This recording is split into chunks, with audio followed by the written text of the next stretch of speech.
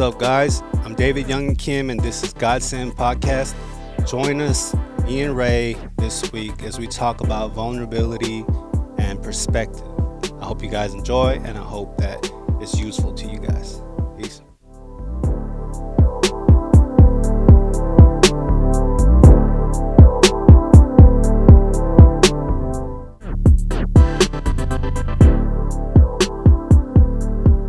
All right, hello everyone, and welcome to the GODSEND Podcast. I'm your host, Raymond Chi, and today launches our first episode with someone I am honored to call a mentor, somewhat of an idol per se, and just honestly just a Hyung. And that person is Yungin Kim. Hello. Welcome. Thank you again, Hyung, for coming on. Peace up. So just before you dive into your story and whatnot, I'll give like a brief background for you, right? Just for our audience, if you guys don't know, Yungin grew up in LA, just like a normal person, like everyone else, getting into trouble here and there when he was young, but eventually now he is a Grammy winning engineer.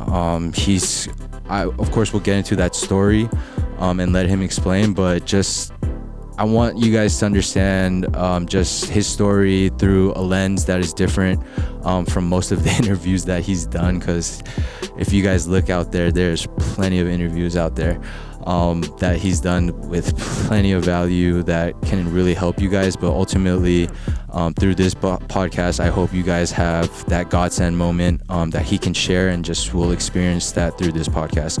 So without further ado, Yungin. Hello. Please, let's, I guess, start with the beginning, where it all started, like where you grew up. Can you give us like kind of like a brief background, I guess, like of your family, how you grew up, what kind of family you grew up with? I grew up in LA. Mm-hmm. I was born in Korea, so I came here when I was 4. We moved to LA, and that's where I spent like most of my childhood, and then a couple of my teen years, and then we moved up to Locker Center for high school and such. And my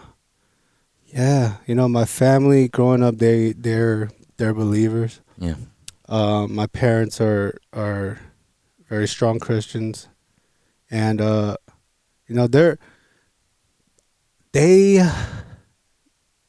were like the glimpse of Christianity that I like to see, that I thought everybody would be, but that wasn't the case, like, so I grew up most of my life in church, and I attribute a lot of my success and my mentality and my foundation to my faith and my parents' faith.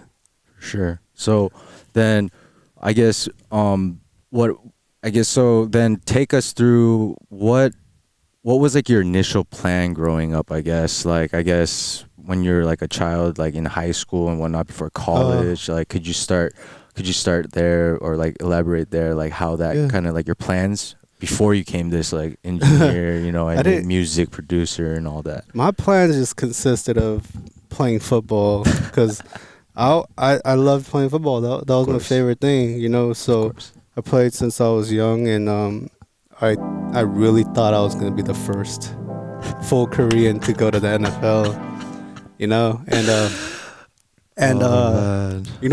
I would say unfortunately, but it was kind of a good thing, because I can't imagine like what my body would feel like if I played in college and in the pros, especially during that time, right? Exactly. When like research wasn't as advanced, right? And people were like, I already deal with some of that, because I've played through so many injuries. Like my neck is jacked up, my shoulders jacked up, my back is jacked up. It all started with your back, right? Like it just shows how important your like back is in the end, right? Man. As you're growing older and shit. Yeah, bro. So, that was my plan growing up. I just wanted to play football, and then the next step, that was all taken away from me my senior year when I broke my back, and then I I came back for like the last like couple games, but I missed the whole senior year, and that means no letters and all them things. And I had letters, but Here and there. they were taken away. They stopped responding. Wow, but, reality, man. Yeah, man. So I had a couple rough years after that. I did go to college. I went to Cal State Northridge, but that was kind of a waste of time. It just showed me what I really didn't want to do. You know what I mean? And who I didn't want to be. And sorry for cutting you off. What was that though? Could you let the audience know what was that ideal? Like, I guess your parents can contribute to that, right? Yeah. Well, what I didn't want to be? Yeah. I didn't want to be someone that was kind of tied down to what society wants them to be. So you know what I mean? The ideal 9 to 5, basically. I was not gonna be a pencil pusher, bro. Like, there was no way, And I think it took going through a lot of low points, and not knowing what I wanted to do for a long, long time before I got uncomfortable enough to like have to have that that talk with myself. You know what I mean? Like, is this what you're gonna do for the rest of your life? If not, then do something about it. And the first 100 times that I had that talk with myself, I couldn't get myself to do anything. Of course, man. Because I'm scared, right? Everybody. It's the unknown, right? So it took a long time, and it took for me to get like really, really depressed and feel really worthless to try to pivot. And the first pivot was, after my injury, finding something else that I was passionate about. And I think at that time,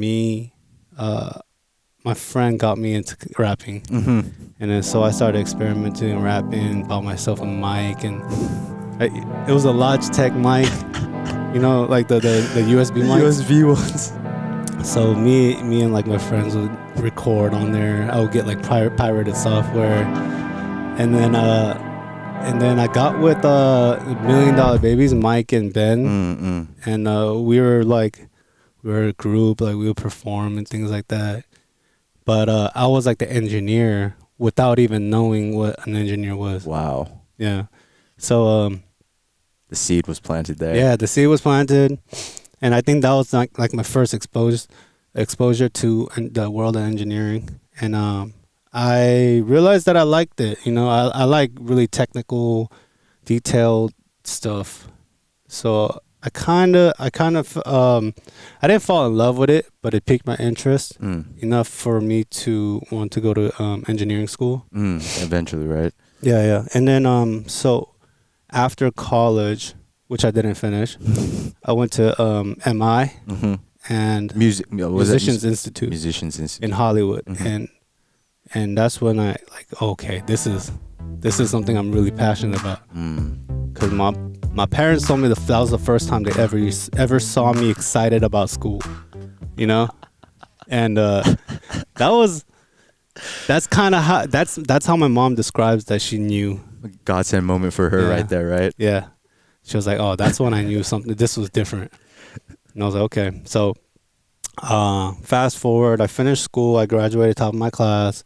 Jeez. And I felt like I was on top of the world, Yeah, for sure. So I got out into the real world, and I couldn't find a job for like 2 years, And partly because I was only trying to work here.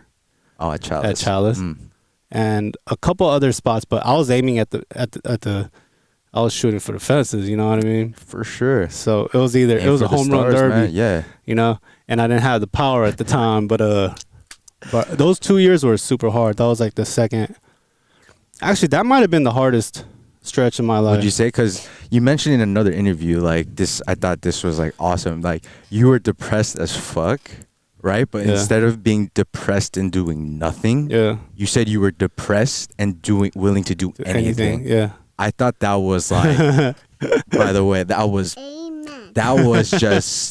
absolute fire. Like, because like you said, most people get stuck, right, in their feelings, right, per se. So could you like elaborate? How'd you like flip the switch, or like was God involved? Like were you praying to God, like show me or like reveal to me, like is this what I got to do, or did you just know like if I put in the work and I enjoy it, like then I'm gonna be fruitful? To me, I kind of looked at it as if you get punched in the face, you have two options, right? You just be a bitch, right? And you don't fight back, and you accept it, and then later on you're just scared of people punching you in the face, of course, or you hit back and see what happens, right? Like you already got punched, like what's the worst that can happen? And I was willing to do whatever it took. But at that point I felt like it wasn't just a punch in the face, I felt like I was getting jumped. And at that moment it's like, wow. do I get up and fight back, or do I just sit here and take it and then just be nothing for the rest of my life? Jeez. And then, the choice to me, it wasn't so clear in the beginning, but it got to a breaking point where that was the only option, right? Sometimes in life you feel like your back's against the wall and you just don't know what to do. But a lot of those times, the option is very clear to you. You just don't want to do it. So then, like, because like you said, we also spoke like off camera about just like you being, how do you say it? Like technically, most people that knew you growing up, right? For those of you that don't know, audience, sorry, you would automatically assume that Yungin is an extrovert, right? You would automatically assume, like, because he's always the life of the party. Like he's always like, when we're playing ball together, like he's always in command of the floor essentially, right? Or the room, right? In the environment. But when we were talking off camera and just like, catching up, like I also I felt like we shared this commonality where no, technically, essentially you are an introvert. You like that me time, you like that self-reflection time, that self-growth time. So I'm guessing I'd rather be alone, honestly. So, amen. So I guess during this, like, this depressed state, right, that introvert personality flourished, if anything. Oh, yeah, right? yeah. So how did you, like, feed off of that is what I guess I want to know. That period made me realize a lot of things, right? Learn a lot about myself, learn the flaws that I had and accept those flaws. And then in turn, that made me more open to suggestions, more open to other perspectives, because at that point I felt like I failed and my way didn't work. So when your way doesn't work, the logical thing to do is look for another way, and my whole thing is I hate being stuck, bro. Like I'd rather do something wrong than be stuck, because then you're learning something, of course, so I got to that point where it's just okay, my way didn't work and I was so sure that it was gonna work. It didn't work, so why didn't it work, and then what are other ways that it can work? So I just started exploring and I think that's when I started being more positive about life. I don't know if that's when it started showing, but that's definitely when the seed was planted. When I was super depressed and when I was like down on the ropes, like that's when that possibility, the perspective even crept in, where it's like, okay, me blaming everything didn't get me anywhere. So how about now I take charge and I take responsibility and I fix those things, or I prevent those things from happening by just giving my all. So essentially, like, fix myself before I can fix anything exactly. else, right? Yeah. So, and love myself before I can love anybody else. Amen. Yeah. Amen. Thank you. Amen. Because a lot of people don't appreciate just themselves, what they're like, the basic, foundation of our life, being grateful, right? Right. And you, even in your position, Young, what's awesome about you is that you're that humility. Like even in your position, you're still that same guy that I see like from back in the day, right? Even in your position, you still have the same smile, right? Everything, right? How are you able to stay so grounded though, right? You work with so many, like if we can name the names, man, but it's just like I still am in awe of the people that you worked with, but like because I don't let that shit define me. Like I know who I am. And it's not because of what someone else says or an accomplishment that that I achieved. Like I'm me, and I'm gonna keep being me. You know what I mean? Like I just don't let outside sources dictate who I am. Like I know who I am, and I know who I want to be. And until I am who I want to be, I'm gonna just keep chugging along. You know what I mean? That confidence, right? That self-confidence, right? And a lot of times it's lack of self-confidence that keeps me going. Really? Wow. Because I want to get better. If I'm confident all the time, then why would I keep striving to be better? I see. So that imperfection, right? That chase for imperfection. Yeah. My confidence comes from my lack of confidence. Jeez. Yeah. All right. So then let's go back to all right. So you transition, you do your 2, like you're in that depressed state, right? Then what is that, I guess, that godsend moment that took you to that next level, or that opened up the opportunity? It wasn't a moment. It was just that whole process. That whole process, That whole process. And then every day is just like unconsciously, it's just working in me. You know what I mean? Like God was just there, and He was working in me, and like even the people that I expected to be there weren't there for me in the way that I wanted them to be. You know what I mean? Yes. So essentially, I learned to count on myself and look within myself and try to figure stuff out, because nobody's gonna fight your battles for you. Everyone has their own battles. Everybody. And I wanted to stop counting on people. So I was like, okay, I'm gonna just assume the responsibility for my life, and I'm gonna see if working hard really pays off. And then hard work does pay off. Thankfully, it did. Yeah. Then what was, I guess, the first break then from after that period of time? Well, after that, so 2 years, no job, and then I finally got actually, I went on Facebook. I was applying to Chalice like maybe every 2 months, every 2 months, until they finally looked at my thing. But then I had to go on Facebook, and then I went to Chalice's Facebook, and I looked at the employees. And then I just cold messaged them, right? And then one of the employees, his name is Josh Sellers. He's still here. Shout out to Josh. No doubt. He responded, and I guess at that time they were hiring a new set of interns, and I asked him if he could recommend me, and he vouched for me to the manager.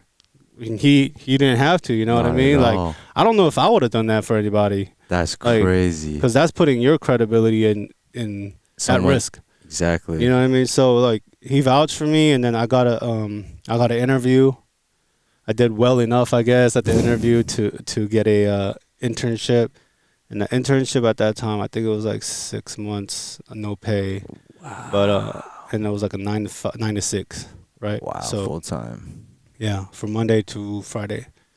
So I was doing that, and I had help from my parents. I had a little bit of money saved up,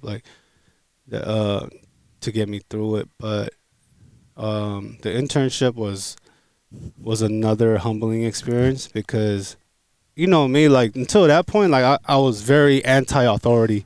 No doubt. I was very, very what is it? Individualistic in that sense. Yeah. I didn't take shit from nobody. Not at all. And as an intern, I had to take shit from everybody. You know what I mean?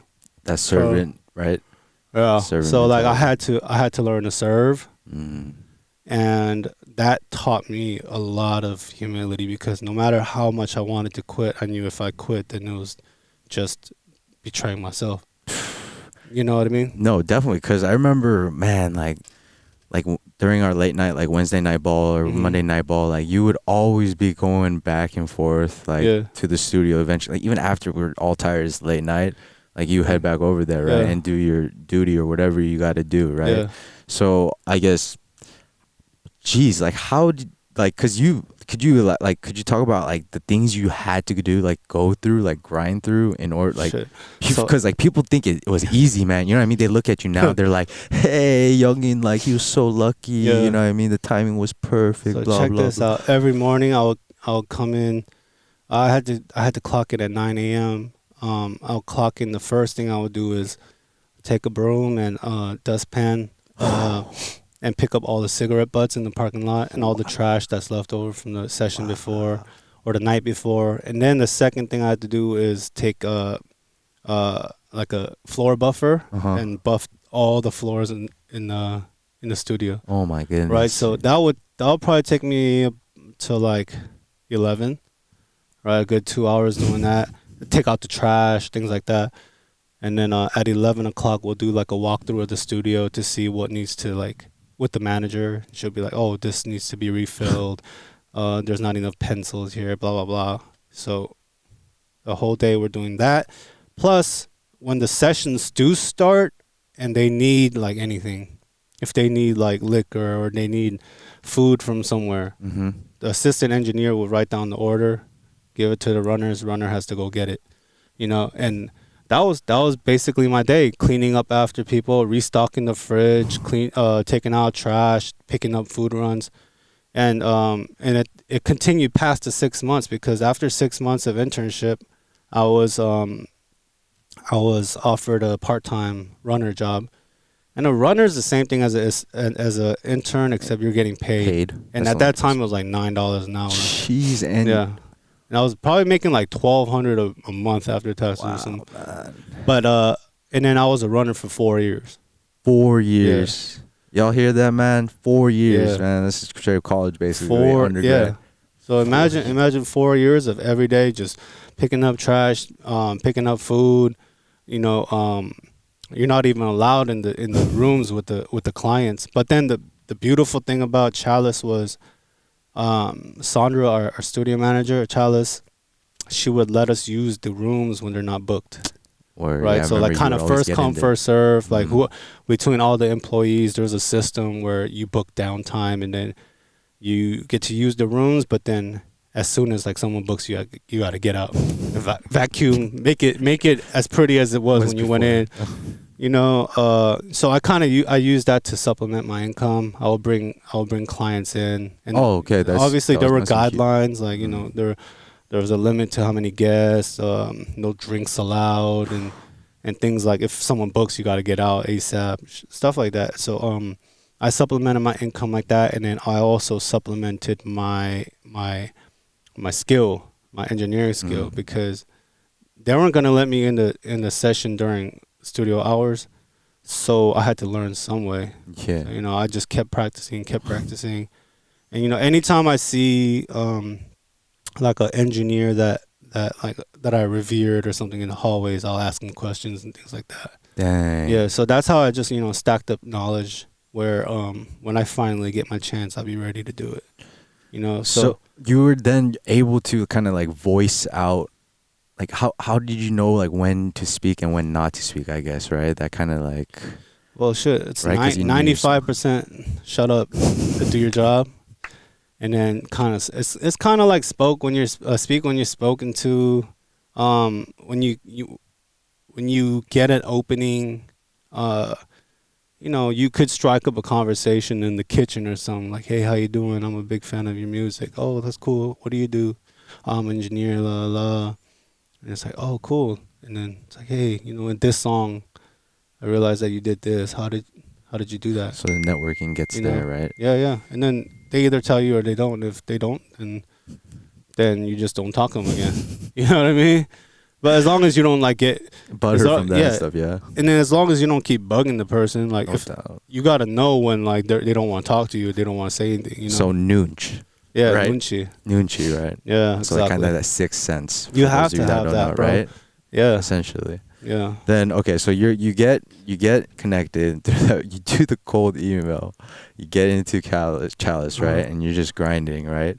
So what is the next level, right? What was that next level up for you? After the position of a runner, you essentially become an assistant engineer, which means you're helping out the engineer that's in the. So you're literally the assistant to the engineer. That's like assistant to the engineer. Okay, doing the stuff. A lot of it is just sitting in the corner of the room, not doing anything. Wow. So in a sense, assistant engineering is harder than running, because when you're a runner, you get to kind of walk around, in and out.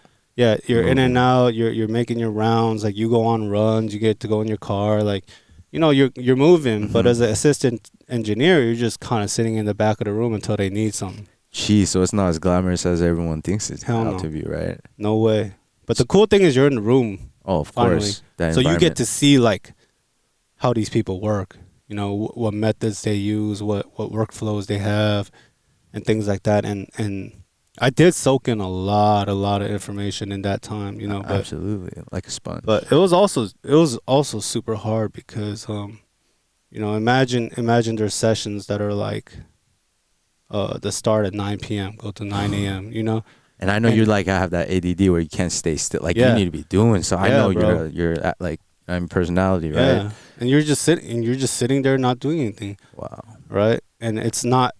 You can't really be on like your laptop or your phone because they can need something, and if you don't hear like what are you doing, bro? You're supposed to be the assistant, Exactly. I mean, there are times like I'll just be on my phone or like. Yeah, but overall, you gotta right. kind of be available. Yeah, because you mentioned how like that serving aspect where you want to make it easier for them. You want to show, like, what I mean, that's how you provide, like, how are you providing value to that person? Exactly. Right. So like, how are you able to construct that to ultimately leading to you like with Hitboy, right? Mm-hmm. Like signing with him. So I was an assistant engineer, but while I was a runner, Hitboy was booked in Studio G over here, and they asked for a Chick-fil-A run, right? So I came, took the order, and then I let him know, like, hey, I've been a big fan of you. Like I'm born in '87 too. Oh yeah. We're I'm gonna work with you one day. And then he was like, yo, that's what's up. And then I went on the run, and that's when I realized like this is my opportunity to just make a good impression. And then I ended up being like the fastest Chick-fil-A ever. Chick-fil-A run of all time, you know what I mean? Like, hey, there's no official record of it, but if you want to see me, come see me. You feel me? Oh man. I did that run, came back like 15 minutes or something like that, and then they were so shocked that I was back already. His manager at the time was like, yo, what do? You produce? And I was like, no, I'm an engineer. And he was like, let me get your number. He took my number down, and then didn't call me until like I was an assistant engineer / engineer, right? And then so after assistant engineer, you're engineer, and the way that I climbed that or leveled up from there was one of the engineers at Chalice. He was on vacation for like a month. So in that month, I was the next man up, and I basically worked all the sessions that he was supposed to be on. Oh. Yeah. And then the client started asking for me. So it kind of caused a stir up, you know what I mean?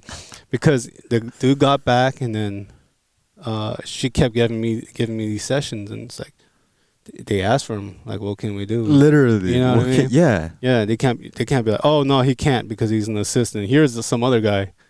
You know? Ain't gonna say that to nobody. Yeah. No So artist. that's kind of how like, I got my confidence going, and she started giving me more sessions because obviously if I'm getting requested, that means I'm doing a good job. You're in demand. Right. So I was if they had their own engineers, I was an assistant. If they didn't have an engineer, I'm an engineer. So that's how it worked. And then while I was doing that, Hit's manager called me. It's like, hey, can you come through this day? So kind of like it's side, almost like on the side. Okay. Yeah. So I pulled up to his studio, and I got right on there. And after that, he kept calling me. Right. And then there was like a conflict of interest because he would call me, and I'm like, no, I'm booked that day. Yeah, I'm on this this is session. technically your priority. Yeah, exactly.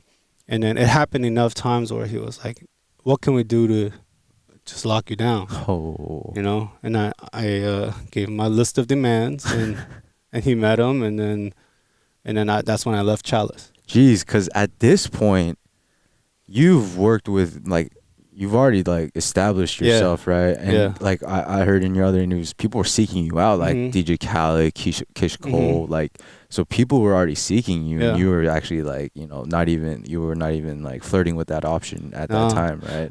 I mean, I thought about it. Oh, you thought about it? You know what I mean? Like, but I just wanted to go somewhere where I can build, and it'll be more of like a homie relationship more than like an employee-employer relationship. Of course.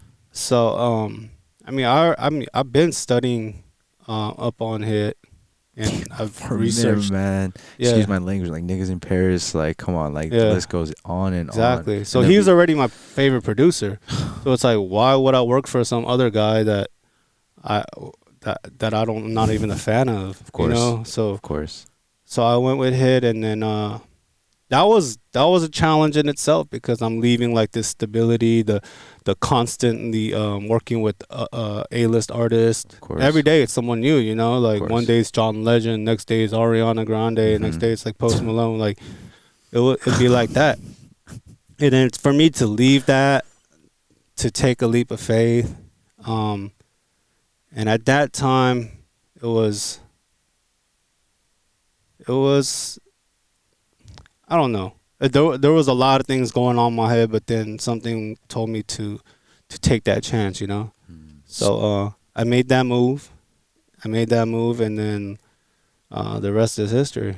Jeez. Yeah, and then we came back and got our own rooms at Chalice. So came full circle, right? Because you said you weren't in the studio, right? You were at his place, right? Like recording there and doing work there, right? Daily. Wow. Could you talk about how this opened up? Because like I think it was like we booked a session in Chalice to mix for 03 Greedo, and then while we were here, Sandra was like, "Hey, do you know anyone that wants to rent Studio E?" The person that was there, he was here for like 15 years. He had this room, he had Hitboy's room, and then he had this office back here. Wow. So there was no thought of him even leaving, but then I guess he built a studio in his crib, and it just made more sense. And then I was like, oh, let me ask Hit, you know, and then she gave us like a super, super good price. Ooh. And then originally I was just going to take this room, and then I didn't know who was going to have that room. But then I asked Hit, and he was like, yeah, I want it. So, you know, that's how we got it here. And then after that, we went crazy. Like, being here is the best thing in the world. Game changer, right? For me, it reminds me every day of what I had to go through to be here. You know what I mean? You're literally like, walking through the halls that you used to be wiping and shit, yeah, right? Exactly. Like, I go to the bathroom, I'm like, damn, I remember cleaning piss off this toilet. You know, now I'm pissing in it. Like, it's a good daily reminder. No doubt. You know, every time I go grab a water, I'm like, damn, I used to stack these waters up. Like, I pull up into the parking lot, I think about when I used to clean up the parking lot. You know, just constant living reminders. Exactly. Right. And then for Hit, it's like a great opportunity to be around everybody, because Chalice is always popping with like that energy you feed off of, right? Yeah. Look, people just pop in. Like, if they're booked on the other side of the studio, they'll just pop in on Hit, get a beat from him, or do a song, go back to their studio. Someone else that's booked in G will come in. Like, it's constantly that, and that's why he's been able to go on such a crazy run this year. Wow. Okay, so I mean, I know you have multiple stories about like people you worked with and whatnot, but I guess could you narrow it down with like, I guess like your experience? Because like, of course, I want you to touch on like, you know, Nipsey and whatnot, like before he passed. But is there someone else, or is Nipsey the one that you would say like out of the people you worked with up to this point that you had that moment? I would definitely say Nipsey is the most impactful. And then also Nas. I just mixed his album, and like that was another full circle moment, because Nas was my first album that I ever bought. You know, as a kid, a kid. You know, I was 9 years old. I went and bought Illmatic, and It Was Written, and from there it's just like I cried to his music. You know, I laughed to his music. No doubt. You know, like I had a lot of things that went on in my life I dealt with through his music. Of course. And for me to have the opportunity to work with him through Hitboy, like, it's crazy. My favorite rapper of all and time. My favorite producer and I'm mixing project. Like what? You know, like people that doesn't happen. Not at all. You know, of course. But that also like reminded me how hard I worked. You know, this shit doesn't just happen out of thin air like that. Hard work pays off. It comes back to that. Facts. Everybody wants a shortcut, but I could tell you right now. 2 years, 4 years, bro. I can tell you right now, like it took me 8 years to get where I am today. You know what I mean? So how you gonna do what I did in 8 years, in a year, in a couple months? Like it's not gonna happen. Put in the work and learn every step of the way. So in case you fall down to any of these steps, you know how to get up from it because you've been through it already. You know what I mean? If you skip 1 through 10 and you go to 11, what happens when you're at 6 again? You don't know what the fuck to do. Not at all. You're just gonna hope on luck again. Literally. You know what I mean? So that's what I preach to people, because you never know like where you're gonna be in life. But if you're equipped and if you're prepared, then you can handle anything. Thank you. Like you talk about how motivation, right? You've always been someone I viewed as like always motivated and a self-motivator, right? And then you mentioned in another interview something about like how you wear your motivation like a weight, right? You wear that shit every morning. You put that shit on, and that's what drives you. Like, where does that stem from, though? You know what I mean? Because that has to be deep for you to be like doing that on for years on years, like you did. I don't like failing. Like the feeling of failure fucking sucks. You know what I mean? But at the same time, I accept failure for what it is. When I do fail something, I look at it as, okay, this is where I can improve on. But that doesn't mean I like feeling it. You know what I mean? But I hate it so much that I'm going to put in the extra effort for me not to feel that way. Because what I realize is I always circle back to, okay, I lacked a little bit of effort here. That's why I failed. You know, it's seldom that you fail while you're giving it 100%. So true. Right? And sometimes you might fall short, like athletics or competitions, things like that. If you consider second place, third place failing, then of course we're going to fail. But it's what we do with that. You know what I mean? And the intention that you have going into it. Because if you knew if you know that was your 100, then that's your 100. You know what I mean? Like you can't be somebody else. No. So you can only be you. Exactly. You do the best that you can at this time, and if you fall short, then you learn what you lack. You learn your flaws, and then go work on it and come back. So then, right, I guess essentially comes down to staying in your lane, right? Because like we live in a society where like we're always comparing, right, each other, right? Like, but then you mentioned how the only thing you can do is be the best version of you. Facts. Right? And I think that speaks volume to me, like in the sense as a listener, right? That's what I'm trying to do here, right? Speaking to you as well, right? Just literally, I want to have a conversation with you, man. Like as much as this is an interview, I want this to be more of a conversation, if anything, right? Catching up with my young, right? That's how I treat. That's how I treat. And that's why this vulnerability is what I appreciate from you. So how is that vulnerability? Like, how have you been able to use that exposure? Because obviously things change, right? As you rose to your fame, right, to where you're at now. You started getting connections through so-and-so. You said you were networking and whatnot. Like, could you talk about, like, even with Korea, right? Like, we didn't even mention Korea, like, how you're connected with that and what you want to do with that eventually. So, yeah, could you speak on that part? How I deal with it? Yeah. So, how you deal with it, and then how that stemmed into where you're going through, like what you're going to. Kind of like the goal, I guess. Yeah. I just try to stay down, bro. Like I just simple. Yeah, I just try to be me, and you know, if I'm me all the time, then I never have to do anything else. So like initially, I was so scared to like put myself out there because I was worried about what people would think about me and the judgment, and but then who gives a fuck? Like people are gonna judge me whether I'm on interviews, I'm out there or not. You know what I mean? So what am I gonna do? Hide? Like not see people. Nah, man. Like, I'm gonna be me, and then whoever is like-minded, I'll attract my tribe. And if I can inspire anybody, then that's worth me putting myself out there. You know what I mean? If I can touch one soul, if I can help one person get through a hard time, and it becomes successful, bro. That's why I chose to finally, you know, break out of my shell. And my wife Connie had a lot to do with it, because she saw something in me that I didn't want to see, that I didn't want to face, because it's uncomfortable. It's a lot of work, you know. Like, but I realize if you stay authentic, you don't have to be authentic. You feel me? Wow. No, definitely. Yeah. Then thank you for mentioning your wife, Connie, by the way. So, like, how did she play a role with your life as well? Because obviously it went from Yungin, right? And of course your family, your direct family, but then essentially just Yungin, right? Worrying about Yungin to, okay, now I got a partner for life. Right. You know what I mean? That's like my ride or die now.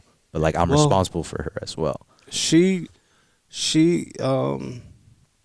shows me like support that I've never felt from anybody else other than my family. And like with family, it's kind of like, you're supposed to, right? Because you're blood. It's an assumed support. But with her, you know, even when I wasn't doing so hot, because when we first met, I wasn't doing well.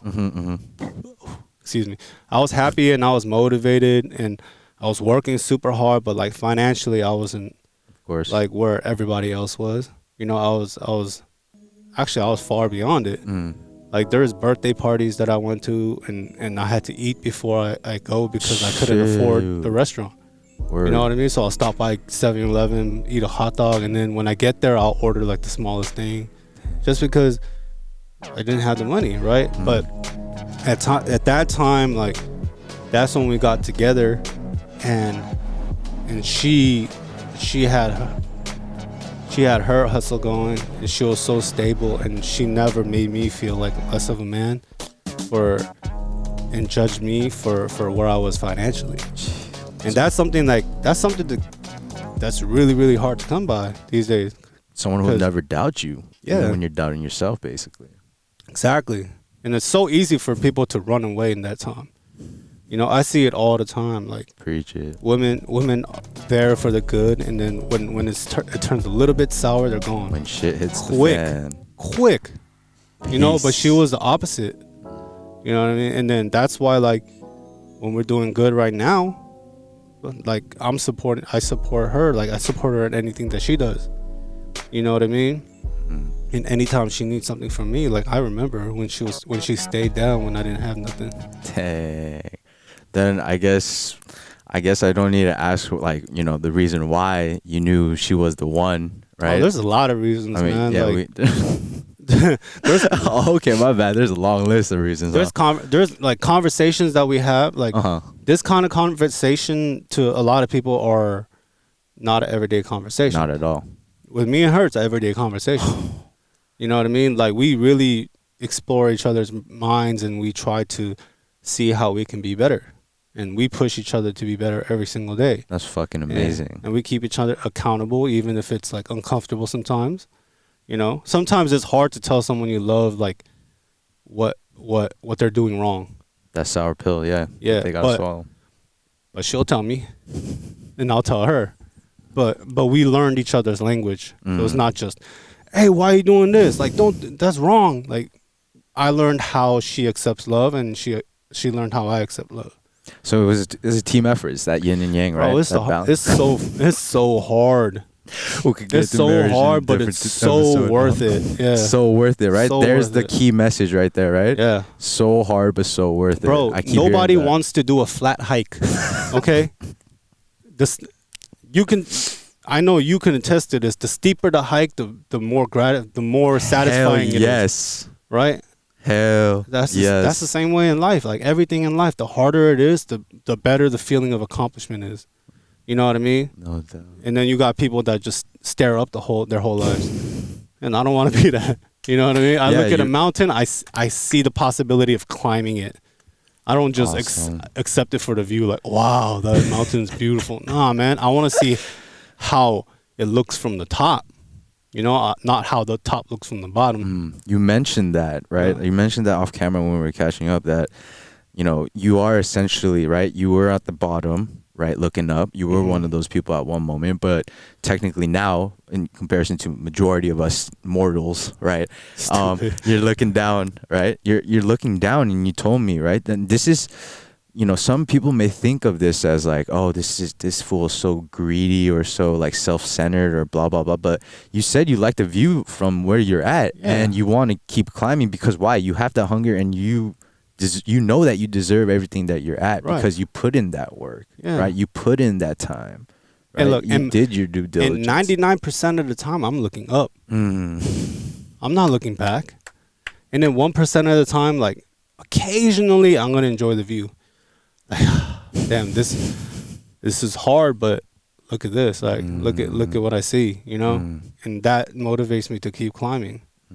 I'm not climbing up to be like, everyone come together. You know, like it doesn't work like that, because the people at the end of that chain, they're just gonna be like, okay, and then dragging your ass down. You know what I mean? So I'm gonna climb as high as I can with the people that want to climb with me, and then hopefully the people that see it are like, okay, let's go. You know what I mean? Wait for me, like, and I'll be like, come on, let's go. I'll tell you exactly how I did it. You know, I'm not saying that. I'm only using this analogy because you made it, okay? Yungin is a humble man. but I'm saying, like, I enjoy the view, but I also enjoy the peak getting closer too. You know what I mean? The process. You mentioned the process. The process is everything. Yeah. A lot of times when I actually get to the end of my goal, or when I achieve a goal, I don't really celebrate it because I think I like the process more than achievement. Facts, bro. Like, facts. Any the of these plaques, any of these Grammys, any of these plaques, like the thing I remember is not the day I got it. It's the session that got it. You know what I mean? All the hard work that went into, like, one day receiving it. Of course. You know what I mean? So at the time, when I do receive it, it's like, oh, okay, cool. That just validates that I did something right. No doubt. You know what I mean? And my hard work is justified. It doesn't mean like I can be someone else or I changed, or, you know what I mean? No, of course, man.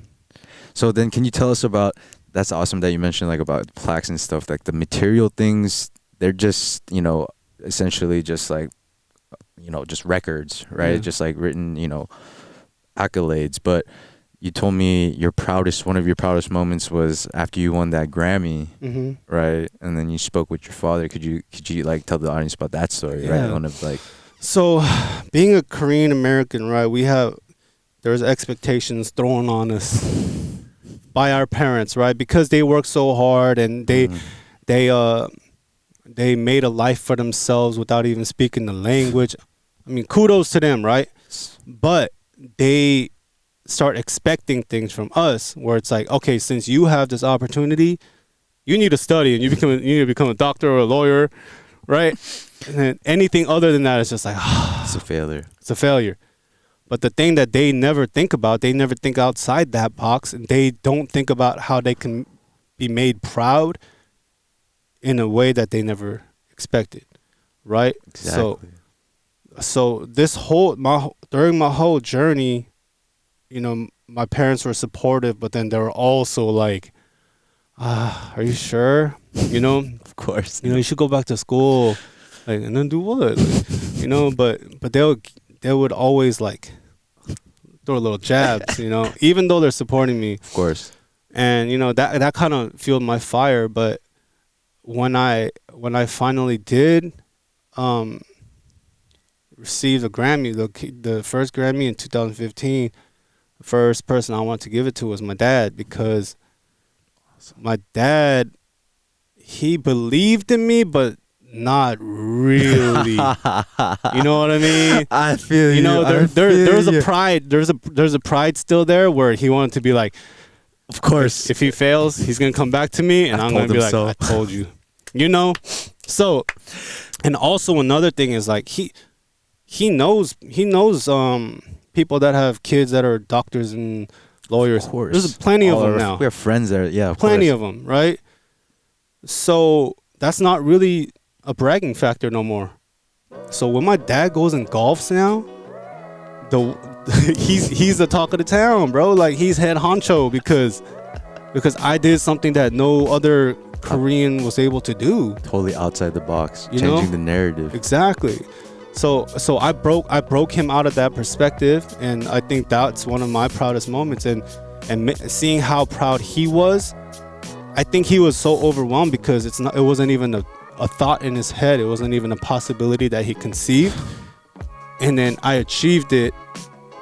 And at that moment, he just didn't know how to react. You know what I mean? He broke down in tears, and it was just like, yeah, this feels better. That felt better than a lot of other things, you know, any other achievements. No, for sure. That just like it came full circle, literally, Exactly. right? Wow. Okay, then. So let's hear now then. Uh-huh. So like where's Yungin now? Like what is the plans now? Or like obviously with 2020 it's been crazy, like, but what are your intentions, I guess, or plans going forward, like your goals and whatnot that you want to do? My goal is to continue inspiring, man. Like I want to inspire people through my work ethic, through my body of work. You're inspiring, man. Thank you. I say I want it, and then when I get it, I'm like, that awkward acceptor, right? Yeah. I don't accept compliments too well, but I give compliments very well. Of course, man. But when it comes to me, I'm like, you know, yeah. So I want to keep doing that. I want to just keep working to be the best mix engineer I can be, and then also I have plans of like trying to bridge the gap between American culture and Korean culture, because I'm still Korean, you know, and it doesn't mean that I'm shunning or neglecting America or anything. But I was born in Korea, and there's a lot of things that I can contribute to the Korean market, definitely, and to the country that I was born in, you know, and there's a lot of things that I want to do overseas, where I want to bridge basically the gap between American music and Korean music, and more specifically the way that we engineer, the way we produce and things like that. Because Korea is kind of like they do everything in the box. They're taught to do everything a certain way, and you know how that's the Asian thing. That's the Asian thing, exactly. Where like the hierarchy, the creativity. It's hard to be creative because everyone's so by the book. You know what I mean? So it's like limited. No, you can't EQ this because I learned in engineering school you're supposed to only EQ this. But a lot of things in music, a lot of breakthroughs are actually mistakes. You know, there's no right or wrong in music. It's whatever sounds good and whatever helps you express what you want to express. So that being said, like I want to kind of open up the eyes of like of Koreans in general to other perspectives. Yeah, so like disrupt that industry in that sense, but for the benefit, right? For the good, not in the negative. So then, like, I guess if the audience doesn't already know, then you also teamed up with one of the OGs, Tiger JK. Yeah. Right. So like, tell me about that, and like going forward, I'm sure like he's heard about your plans, and you know you guys like will work in the future, but just that opportunity. Right, yeah. Just to work with him, that experience, man. So I got to work with Tiger JK through Juno Flow. Juno Flow, right? He was signed to Tiger JK at the time, and so I worked on some stuff for Juno Flow, and then that trickled on to me working on stuff for Yunmire, and then that like connected me to Tiger JK. And then Tiger JK finally, like, he flew me out. Actually, I was on my honeymoon. Oh, at that time. Yeah, I was on my honeymoon. I stopped by their studio to work on a couple songs. What? During your honeymoon? Shout out to Connie. See, this is what I'm talking about. Wow, Wifey Material. Who else would do that? And she was excited about it, you know? Word. Yeah, and she's a huge Yunmire fan. Okay. So she got to meet Yunmire, and they hung out, and they got cool. But that was the first time I worked with them, and I did a couple songs, and we came back to the States after the honeymoon, Dope. and then he asked me if I can come back out. So like a month later, I went back out, and then I worked on his album. I did like this was the last Drunken Tiger album, and I forgot how many songs I mixed. I think like 6 or 7 of them. But I also made the outro, and on the outro I sampled old Drunken Tiger songs, and I put them in tempo, and then like the first time they heard it, it was like crying and shit. Yeah, Yumire was like in tears. Damn. It was like a dope feeling because I got to show my support and how much I've your been, tribute. Yeah, that was exactly what I was looking for. That was my tribute to Tiger JK, because he was like the Korean Nas for me. You know what I mean? No like doubt, pioneer. He was the first person that I can see and be like, oh, he looks like me, and he's successful in music. You know what I mean? So subconsciously, that's telling me that I can do it too. Course, you know, of course. Whereas Nas was just like, okay, I'm never gonna. You know, he's in a different world, and he's like, I can't believe you mixed. Oh. Yeah, but anyways, back to Tiger JK. Back to right? Tiger JK. Yes. Yeah. Every time like we meet up or we work together, it's like, you know, thank you for letting me for trusting me to work on your stuff, and then he's like, no, thank you for working on my stuff, and I'm like, what? Damn.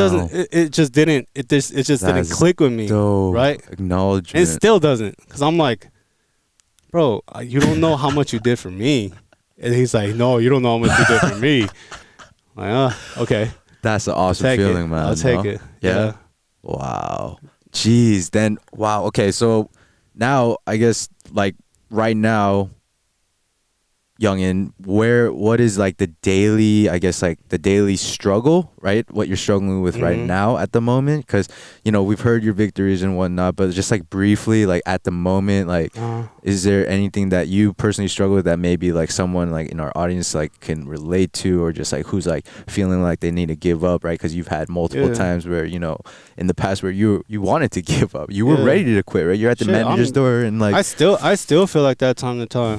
Damn. Like, I want people to know that it's not a destination where you get to somewhere and it's like, okay, finally I'm fully 100% confident now and I don't need to worry about anything. No, bro, like the fall from the top is even harder and scarier, it's scarier. You know what I mean? So like, I have expectations now that I have to meet, and I have a standard that I have to be at. Every song that I mix has to be better than the last song. Or it's like, whoa, what happened? You know what I mean? Of course. And a lot of things that I'm doing these days where, like, before I would have a lot more creativity. If I'm working with smaller artists, I have more say. Hey, let's try this. Let's do this. Let's do this. Let's change this part to this part and do all these cool things. But then when you're working with bigger artists, you don't have so much creativity. You have to do it how they envisioned it. And then, of course, you can lend them a hand here and there, but it feels more like work sometimes. You know what I mean? Of course. And like, I think I told you this, but every morning I wake up, express my gratitude, thank God that for another day. You know, thank God for letting me wake up next to my wife, and for a roof over my head, food in our stomachs, all them things. But then as soon as I start thinking about work and getting back to the music, it's like, okay, there's so much I have to do today. I have to be better than yesterday, and that means I have to work harder than yesterday. You know what I mean? So there's a lot that goes on, and these days I find myself like comparing a lot, you know, and fortunately for me, that helps me get motivated. Feed off of that. Yeah. Or I think a couple of years back, it was like, that was very toxic in my life, where when I was like an assistant or when I was a runner, you know, I'm comparing to other friends that I went to high school with or whatever, and they're all doing well. They have like, they're getting nice things, they drive nice cars, and you know, oh, we just bought our first house. Like, the fuck, we're 25. Like, what you talking about? You know.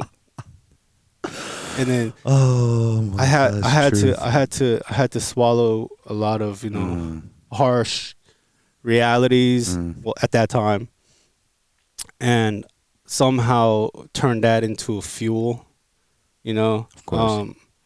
I think I was talking to a friend earlier this week, and we talked about how I use my gasoline. So my gasoline is all those negative things that I see, all the things that I'm lacking in, all my flaws. That's my gasoline.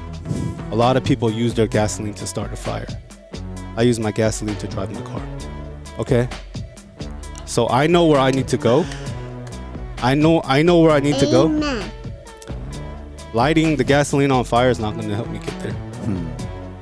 But putting that gas into a car, it can get me there. You know what I mean? Wow. And literally couldn't have said it any better. I mean, you're literally, it comes down to, like you said, we were talking about off camera, perspective, man. You've always had that long story, right? The marathon, right? Just like as it's inked on, right? Marathon. It's not a race, right? It's not a race. It's a marathon. Yeah. So I guess, I mean, could you just leave our guests with, I guess, a final message, right? That I guess you feel in your heart, or just that you want to share as like a goodbye, or just like, you know. Yeah. Don't be pressured by what other people think. Don't be pressured by what other people are doing, because everyone has their own pace. Like, I get DMs through my Instagram saying, damn, I'm already 21, and I'm like, what are you talking about? My career started at 24. You feel me? Like, there's these kids that are just like, damn, I need, because they see another 21-year-old that's doing it. Bro, I did that, and I know that that's toxic to your well-being. And, you know, I'll just say, keep your head down and keep doing you. Do what makes you happy, and if you have your goals, reach your goals, and don't be sidetracked. Don't start making your goals based on other people's goals or what other people have, because you don't know what that did to them, and you don't know what they had to go through to get those things. And a lot of times you get those things and you're not even happy anyway. And then the thing that you're left with is the journey, and it wasn't even your journey. You know what I mean? So assume responsibility for your shit. You know, make your own goals. Think really hard about what you want in life, and be happy, man. Be good people, and be happy. Treat other people well. Share a lot of love, and good karma will come back to you. Hell yeah. You know what I mean? Again, wow. Okay, thank you. Okay, so thanks again, Yungin, for sure. Before we conclude, just a quick fire round. Let's do it. Right? So again, this is just a quick fire round of questions that I have for Yungin that hopefully he can answer, and just give us, like, you know, a time to kind of relax, essentially, right? After a long interview of, you know, intense value. But yeah, this is just kind of for our own enjoyment. So please enjoy. So you ready, Hung? Yeah. All right, let's go. So you're a Mount Rushmore of musicians, so any genre. Any genre of Mount Rushmore. Damn, man. Sorry, man. Yeah, I know I got a couple. So just like whatever comes to mind. And obviously, like, it's not as easy as it sounds, especially for how many people you know. Yeah, this is tricky as hell. Mount Rushmore of musicians. Yeah. Let me just hip-hop. make sure. No, I'm not forgetting about it. Y'all need to understand this. Okay. This is something he needs to take seriously for a second. I'm gonna put Nas up there. Okay. I'm gonna put musicians. Damn. Michael Jackson. Oh, agreed. I'm gonna put. Yeah, personal life does not matter, by the way. This was all based on. I'm gonna put. Skill. Stevie Wonder. Oh. I'm gonna put. One more. Damn. I don't know, man. This one's tough. Sorry, Young, I had to ask. Tupac. For sure. Agreed. That West Coast. All right. And then next, MJ or LeBron? Come on, bro. That shit on my face, man. For those of you who don't know, man. Okay. I'm the biggest LeBron fan. There you go. Thank you. We had to hear from his words. LeBron from his James. Okay, next. Worst piece of advice you've ever received?